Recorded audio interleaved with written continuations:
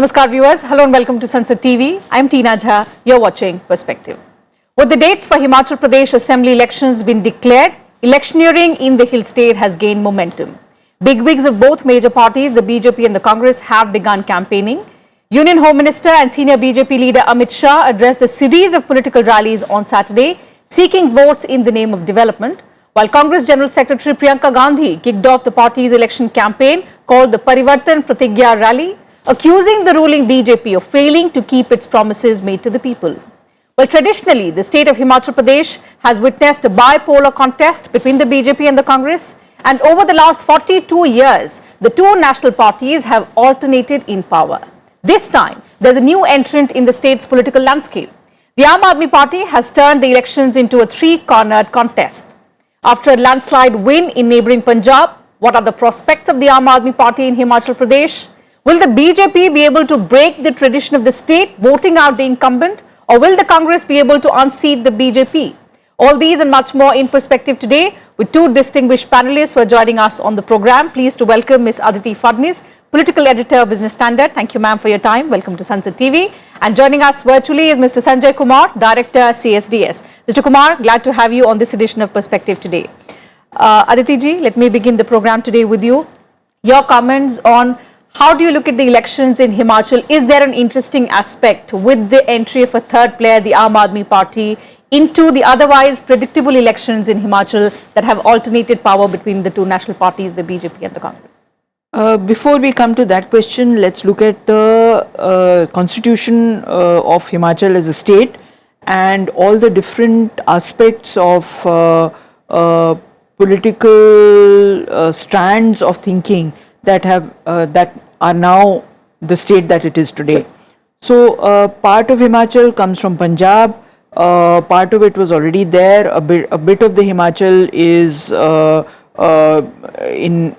the upper sort of strata, upper limits of the Lahaul and Spiti Valley, and it's a very developed state in terms of infrastructure, in terms of education, highly developed, particularly primary education, and it's a very progressive state in that sense. Regionally, the Kangra region traditionally sends out of 68 seats, 15 seats to the assembly, and the statement often made is that the road to Shimla is through Kangra. Himachal is notionally divided into upper and lower Himachal, and the current Chief Minister Jairam Thakur comes from Mandi, which is which is part of one part of the lower Himachal region. The Congress is given very senior, very seasoned chief ministers like Y.S. Parmar and Veerbhadra Singh. The BJP's previous chief minister was P.K. Dhumal, and he would have been chief minister this time had he not lost his seat in the assembly election. So you are quite right that it's usually a two-cornered contest, and AAP's entry, although Bahujan Samaj Party has also been contesting there, AAP's entry this time will be an unknown factor.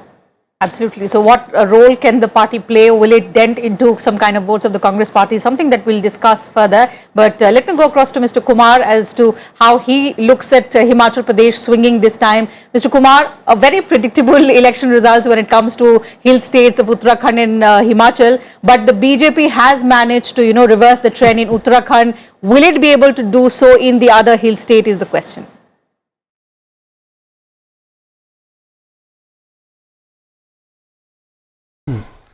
I don't have a clear answer to that, whether BJP will be able to do what they did in Uttarakhand.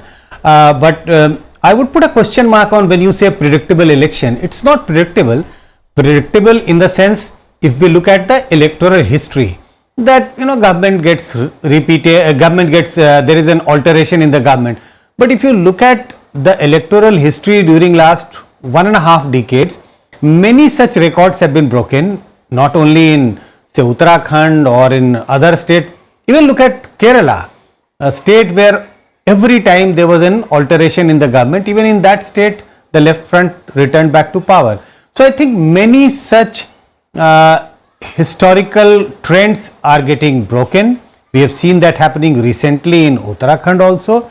So that might happen in Himachal, that may not happen in Himachal. But your question also about Aam Aadmi Party, there is a new entrant in the electoral contest. Aam Aadmi Party is contesting elections. They will create some kind of a buzz. They are making the electoral contest triangular. I think it's too early to say which way the wind is blowing, but I think at the moment it seems it is going to be an interesting elections. There is a contest. When I say there is a contest, because BJP and Congress seems to be more or less evenly poised. And when I say evenly poised, why do I say that it seems to be evenly poised?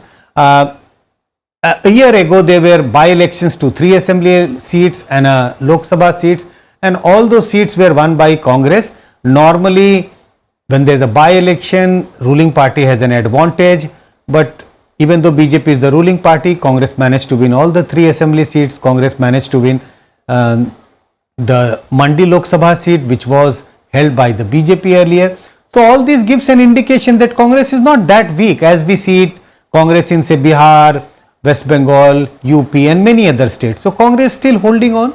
So I am looking forward to a contest between BJP, Congress, and there is a third force, Aam Aadmi Party. Okay, Aditi ji, do you agree that the Congress is, we can still not write off the Congress party, even though the party is contesting the first assembly election after its veteran, Mr. Veerbhadra Singh, the party is still intact and perhaps it could wrest power from the BJP, because a lot is at stake, considering the infighting at the central level, within the state also there's a lot of infighting that has come to fore. Will the party be able to keep its flock together ahead of the elections? Well, it's hard to say whether it will be able to keep the flock together, but certainly, I mean, the facts are there, as Sanjay ji has clearly elucidated. The facts are that in Mandi, which is the Chief Minister's own constituency, the BJP was not able to win. In the last by-election, the reason that given by the Chief Minister for the losses was a price rise, which is kind of a reflection on the central government as well. There is a lot of problem inside the BJP, which, I mean, we were testimony to huge crowds, both for PK Dhumal and for Jairam Thakur at the time when, after 2017 assembly elections, the question came of who should be Chief Minister. And Nirmala Sitharaman and others had to be sent there as observers to make sure that the election of the leader of the legislature party was seamless. So all this suggests that there are a lot of problems within the BJP. There were problems in the Congress also. Veerbhadra Singh, I think the animus between Veerbhadra Singh and the central leadership, specifically Rahul Gandhi, was never hidden. Publicly then Rahul Gandhi said at a rally some months ago before Veerbhadra Singh died that we know how the BJP has treated its older generation. We don't treat them like that, and I have the highest regard for the Chief Minister. But Mr. Veerbhadra Singh had his own way of doing things, and he was quite an outspoken man, not given to diplomacy very much. His wife now is an important person in the campaign, his widow rather, and Rajiv Shukla from Delhi has been sent as Prabhari, as the person who is overall in charge of the Congress campaign there. So we have to see, it's a very, very, at one level, a very interesting election, not the least because of Aam Aadmi Party. Absolutely. So let me get Mr. Kumar's perspective on how the Aam Aadmi Party changes the political dynamics in Himachal Pradesh. Mr. Kumar, you say both the BJP and the Congress seem to be evenly poised. Now a third party finding space for itself at a time, and we've seen how the Aam Aadmi Party has made space for itself, wherein the Congress has become weak. Do you see somewhere the third party eating into the boats of the Congress party, perhaps? The BJP, where, we've discussed how Jairam Thakur may be in a weaker position because of the bipolar results, and that's what indicates why the BJP has yet not announced the chief ministerial candidate, is looking to contest elections in the name of Prime Minister Modi. So a lot of dynamics playing up, but how is the Aam Aadmi Party placed when it comes to the electorate? Will it be able to make a significant impact?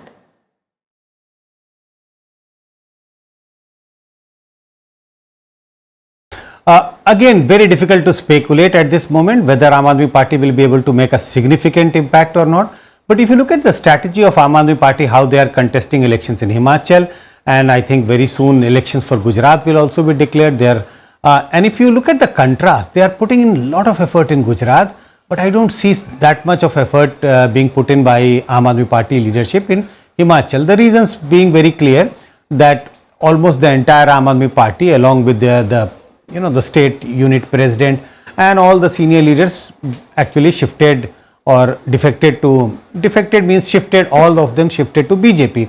So Aam Aadmi Party was trying to put its foot forward in Himachal, and as an analyst we would imagine that Aam Aadmi Party may find it easier to put up a challenge to the established political parties in smaller states with small constituencies, because you will be able to, a party will be able to make connect with the voters. But that doesn't seem to be happening in Himachal to the extent as it seems to be happening in Gujarat.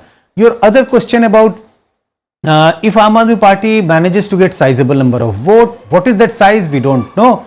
Will it be at the cost of Congress? There is a clear evidence about that. If you look at what happened in Delhi, Aam Aadmi Party and Congress, if you look at 3 assembly elections, 2013, 15 and 20, 3 assembly elections, and look at what has happened to the Congress support base and what has happened to Aam Aadmi Party. So Aam Aadmi Party has actually climbed to the corridors of power on the shoulders of Congress in Delhi, and that has also happened in Punjab. Congress has got routed and Aam Aadmi Party registered a massive victory. So at least 2 states give an indication that wherever, at least 2 states, when Aam Aadmi Party has challenged, when Aam Aadmi Party managed to form the government, they have eaten up into, they have made huge inroads among the Congress supporters. So Congress support base. So it has damaged the Congress to a great extent. That also seems to be happening in Gujarat. Very early to say Gujarat, we are not discussing today Gujarat, but just to cite an example, that may happen in Gujarat also. So my sense is that if Aam Aadmi Party performs well in Himachal, it is going to be at the cost of Congress, not at the cost of BJP. Okay.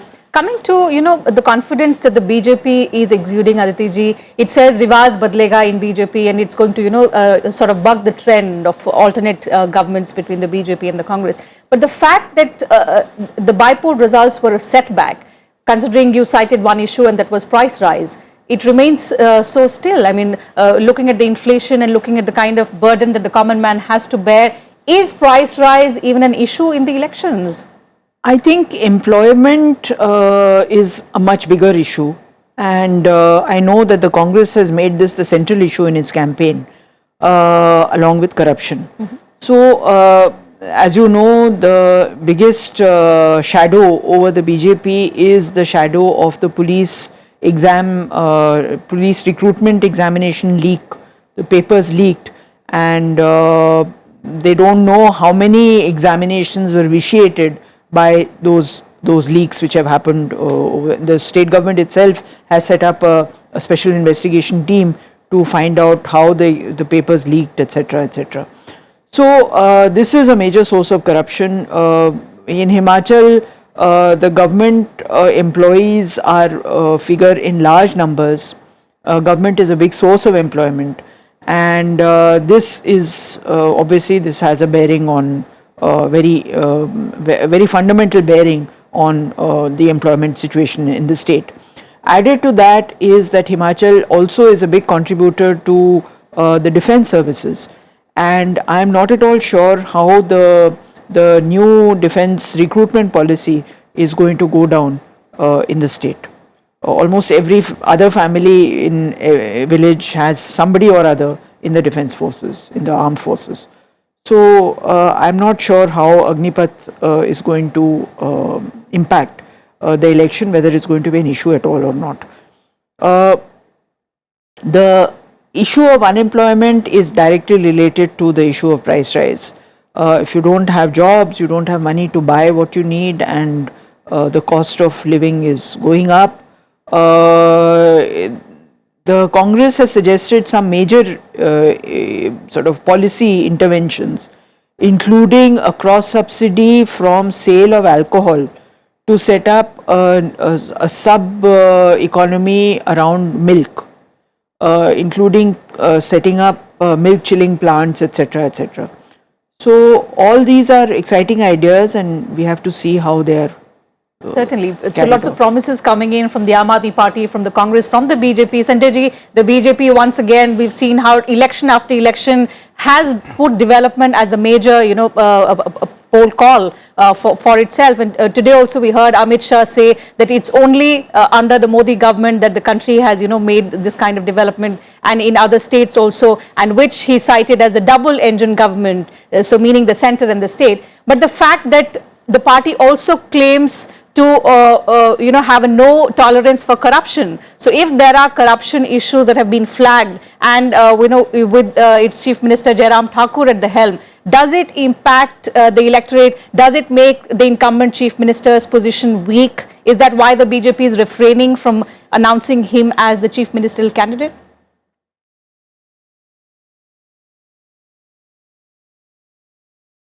I don't know why BJP is refraining in announcing him as the chief ministerial candidate. That I certainly don't know. But I think we would, if we look at corruption, corruption is not a big electoral issue unless until corruption, the charges of corruption is related something to national security. Only twice, if you look at, corruption became a big issue in elections. 1989 elections, when Beaufort, the charges of Beaufort corruption was there, and again in 2014, because that was the time when there were several charges of corruption leveled against various UPA ministers of the UPA government. But if we look at corruption, people do express concern about corruption, but a very large number of people's vote is not decided on this factor. They decide their vote, which party to vote for, on several other issues. They look at the party, they look at the candidate. In the bigger states, party is the most dominant consideration of voting. In smaller state, and that applies to a little bit, not in the extent of Goa, because Goa is a state where a lot of voters vote for the candidate, not for the party. To some extent, even in Himachal, people vote for the candidate. So corruption is not going to be a big issue. It has never been a big issue. I have not seen that happening in any state assembly election. But that doesn't mean, I am not trying to say that corruption is not an issue among the voters. Nobody likes corruption, so they will express their anguish against corruption. But when it comes to vote, when they go to the polling station on the voting day, their voting decisions are guided by something else rather than whether there has been corruption in the state or not. But with the Aam Aadmi Party known to having made corruption as its one of the major poll planks, whether Arvind Kejriwal actually rakes it up in the coming days is something that we'll have to wait and watch. Okay, so you say corruption is a non-issue, Mr. Kumar, but how big is the caste factor? In states like Bihar, Uttar Pradesh, caste plays a major role in the elections. How big a factor is the caste in Himachal Pradesh elections? Absolutely. Whenever we discuss about caste as a factor in an election, we would come across two names. We will say it matters in Bihar, it matters in UP. I think there is no state in the country where caste doesn't matter, whether it is Kerala, whether it is Punjab, whether it is Himachal, the state which we are discussing now. So Himachal is also a state where caste will be an important factor. And how does it become an important factor? When parties decide whom to field as the party candidate, it starts there. So they will look at the caste composition of the candidate, look for a candidate who either belongs to that caste or has a lot of say in that caste community. So caste has been an important factor in the elections of Himachal. It is going to play an important role even in the forthcoming elections. Okay, Aditi ji, so that was about the caste factor, but coming back to the second main player in the elections, the Congress party. For 42 years, it's been a battle between the BJP and the Congress, 5 years to one, 5 years to the other party. We've seen how the Congress General Secretary has been campaigning since Friday. Bigwigs, of course, now taking the lead. What kind of strategy do you see the Congress having impacted? Because for this party, a lot is at stake. So there are many levels at which the Congress intervenes, and of course the presence of Priyanka Gandhi and other big leaders is quite important. Rahul Gandhi, I think, is going there or is already reached there in the next 2 or 3 days. I think the Congress's strategy, as spelled out by Sukhwinder Sukhu, who's the chief of the campaign committee, was not to attack Narendra Modi directly, because the party felt that there is a lot of respect people have for Modi, and so it would not be wise to make him the target of the attack. And conversely, the BJP is trying to gloss over the problems created by the BJP leadership in the state and concentrating only on Narendra Modi, and saying that if you have Narendra Modi in the center and whoever it is in the BJP in the state, you will have a very good government to report. So that's one problem. The second problem is that Congress has had a lot of disaffection internally. We saw the way Anand Sharma claimed that he had been sidelined completely in decision making in the election. We also saw a certain amount of disaffection when Pratibha Singh, the widow of Veerbhadra Singh, was named the PCC chief. Congress has also rapidly rotated PCC chiefs from Himachal in the past, in the run up to the election. So there is a sense that there is a lot of factionalism inside. But we do also know that parties, big parties like the Congress, do put factionism aside when it's a matter of survival, and this election is a matter of survival for the Congress. What about the prospects of the third player that we've been talking about, the Aam Aadmi Party? Too early to predict the performance of any of the parties. The parties have just begun campaigning and the mood of the people is yet to come in. But the fact that the party has actually dented prospects of these two national parties in other states, it aimed to go big in the neighbouring state after its election win in Punjab. The fact that its entire unit shifted to the BJP, but the fact that it still remains a player, it's not backed out. Could it be a repeat of 1998? Could the Aam Aadmi Party have the balance of power in case, because it's a small assembly, could there be a hung assembly and the Aam Aadmi Party, do you see this relatively new entrant play the role of a kingmaker? I get the point you're trying to make. I would rather not speculate on this because we really don't know what is going to happen. We do know that the Aam Aadmi Party chief ministers, both of them, Arvind Kejriwal and Bhagwant Mann, went to Himachal and campaigned extensively. But campaigns alone don't add up to votes. And sometimes you don't even have enough candidates to put up as your party candidates in all the assembly seats. So let's just wait and see. The election has just started. We need to know who the candidates are, how long they stay as Aam Aadmi Party candidates before defecting to other parties and people. How in every constituency the vote percentages stack up. After all, if Aam Aadmi Party puts up candidates in all the parties and in all the constituencies, and in all the constituencies the candidates are unable to make even 10% of the votes polled, which means they forfeit their deposit, then it's a bit of a waste of time. Okay. Mr. Kumar, one last question from you. All of the opinion polls seem to be going the BJP way. They say that the BJP may end up winning more seats than the previous assembly elections. What do you think could be the major factors if the BJP returns to power? Is it the government schemes that have now, begun to percolate at the lower sections, the lower rung of the society, or the fact that it's again the Modi factor at play, that the people are still, his charisma basically is still at work in states like these?